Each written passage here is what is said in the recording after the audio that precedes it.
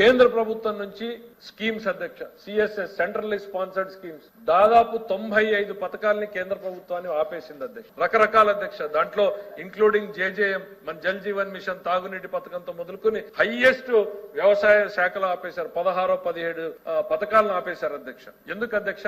వాళ్ళు ఇచ్చేటువంటి ఆ 60% వాళ్ళు ఇస్తారు, 40% మనం కట్టాలి. వీళ్ళు ఏం చేశారు అధ్యక్ష?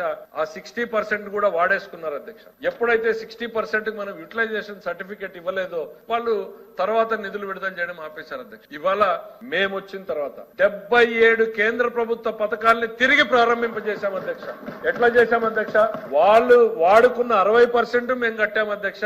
మేము చెల్లించాల్సినటువంటి 40% ఎంత ఆర్థిక భారం అధ్యక్ష? 100% ఒక పథకాన్ని రివైవ్ చేయడానికి మేము కడితే కరెక్ట్ గా ఫిగర్ నా దగ్గర లేదు అధ్యక్ష. 8,000-9,000 కోట్ల రూపాయలు మేము మళ్ళీ ఈ స్కీముల్ని రివైవ్ చేయడానికి ఖర్చు పెట్టాం అధ్యక్ష. ఒక్కొక్కటి తీసుకొచ్చి ఆర్థిక వ్యవస్థని గాడిన పెట్టేటువంటి ప్రయత్నం చేస్తా ఉన్నాం అధ్యక్ష.